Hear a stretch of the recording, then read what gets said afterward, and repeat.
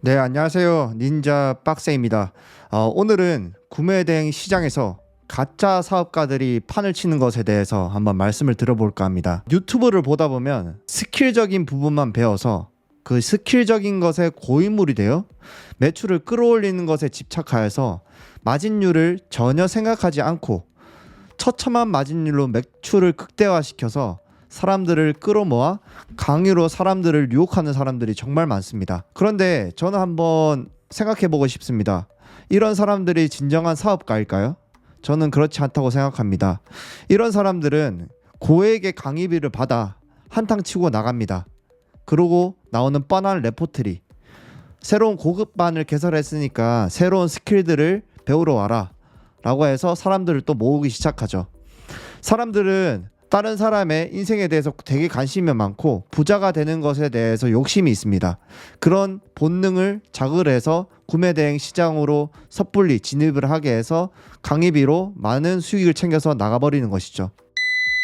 그런데 또 생각해 볼 게 있습니다. 본질적으로 생각을 해서 아무리 구매 대행 시장에서 10%만 성공을 한다고 해도 왜 이렇게 많은 수강생들이 대거적으로 그 강사에게서 빠져나가고 그 셀러들은 시장에서 사라지게 되는 것일까요? 답은 그 사람은 사업가가 아니고 장사꾼이기 때문입니다. 수강생들이 직접 느끼면서 이 사람을 따라하면 마진율이 이렇게 처참하구나. 내가 이렇게 고생하는데 이러한 소싱법으로는 경쟁자가 너무 많구나. 이거 안 되는 사업이구나 하면서 빠져버리는 것입니다. 즉, 그 사람의 실체를 아는 것이죠. 그렇다면 우리는 구매 대행에서 어떠한 사업가가 되어야 될까요? 답은 간단합니다.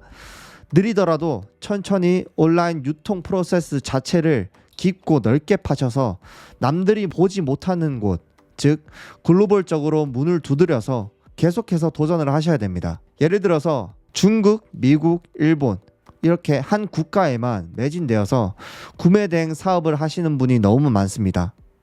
그런데 잘 보면 중국, 미국, 일본보다 훨씬 싸게 상품을 독일에서 살 수 있는 것도 있습니다. 즉 글로벌적인 관점을 가지지 못하면 내가 봤던 그 상품 자체를 시장에서 놓치게 되는 것입니다. 얼마나 안타까운 일일까요? 그런데 이런 현상이 왜 일어나냐? 본질적으로 생각해보면 배운 스킬적인 부분에만 집착해서 그런 것입니다. 어떤 새로운 스킬들을 배우면 조금 더 매출이 일어날 수 있을까?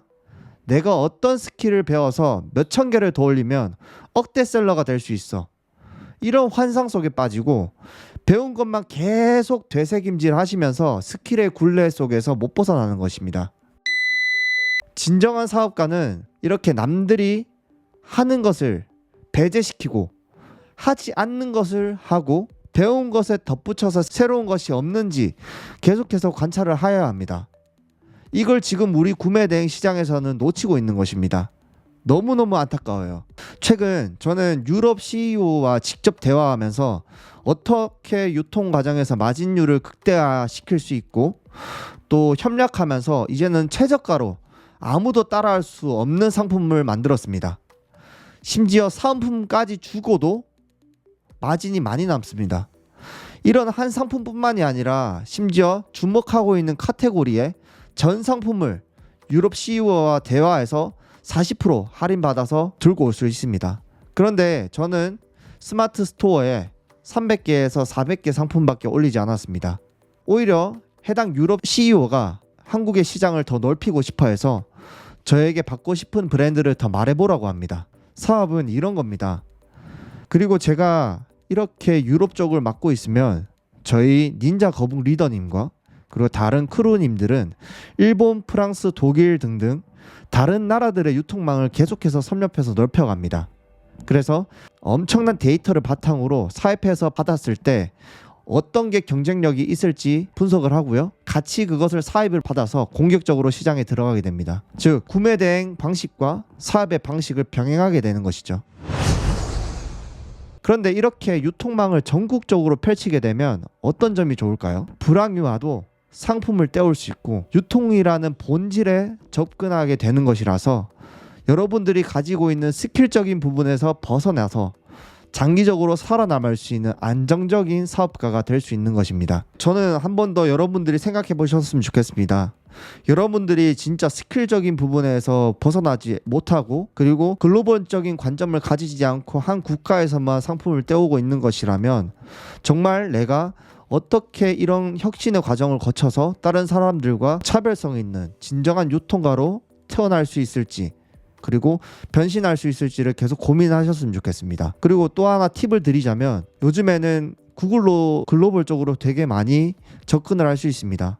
그리고 지메일만 있으면 전 세계 누구나 CEO와 직통으로 메일을 주고받을 수 있습니다. 물론 한 국가에 집중을 해서 그 국가의 다양한 셀러들을 만나고 그 셀러들과 SNS를 통해 소통을 할 수 있다고 하지만 정작 중요한 것은 상품을 만드는 그 브랜드의 높은 고위직들은 대부분 유럽 쪽이나 미국 쪽에 있다는 것입니다. 여러분들이 사용하고 있는 상품들을 한번 보셨으면 좋겠습니다. 신뢰하고 그리고 여러분들이 잘 쓰고 있는 상품들을 잘 들여다보면 대부분의 브랜드들이 일본, 미국, 유럽 쪽에 다 있습니다. 그 사람들 CEO와 직접적으로 대화하고 그리고 소통하다 보면 여러분들의 상품 유통에 대한 본질적인 가치가 높아지는 것입니다. 즉 1인 기업의 무역 상사가 되는 것이죠. 그런 생각을 여러분들은 한번 해보셨으면 좋겠습니다. 그래서 저희 닌자크루도 이런 사람들을 배출하기 위해서 계속해서 수강생들을 배출하고 있고요. 지금 시작한 지 얼마 되지 않았지만 많은 사람들이 저희들을 따라오고 있습니다. 저희들은 이 사람들이 시간은 걸리겠지만 정성을 쏟아서 진정한 사업가가 되기를 희망하고 있고 사업가로 만들 자신이 있습니다. 왜냐하면 저희 닌자크루가 겪어왔던 그 길을 너무나도 잘 알고 있기 때문이죠. 처음에는 스킬적인 부분에서 많은 사람들과 비교를 해서는 조금 지칠 수도 있습니다. 왜냐하면 스킬적인 부분을 집착하다 보면 초반에 매출이 엄청나게 뛰지만 장기적으로 깊게 가다 보면 그 사람들과 차이가 많이 나는 것을 느낄 수 있을 겁니다. 하지만 인내력이 있으셔야 됩니다. 그래서 여러분들도 구매 대행 자체에 대해서 한번 본질적으로 생각을 하고 저희 닌자크루가 유튜브에 업로드 해드리는 사업의 본질에 대해서 한 번 더 생각해 보셨으면 좋겠습니다. 감사합니다.